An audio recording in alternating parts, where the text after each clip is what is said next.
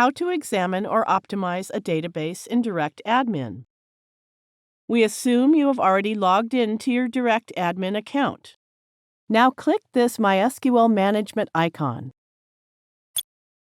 In this MySQL Management interface, you can create new databases and manage existing ones. Here it shows the existing databases. Check the box and select the database you wish to examine. Now you can select as many databases as you wish to examine at a time. Now click Check. It displays a report of check operation. Similarly, you can select the database and optimize it. It shows a report on optimizing database operation. Now you know how to examine or optimize databases. Thank you for watching.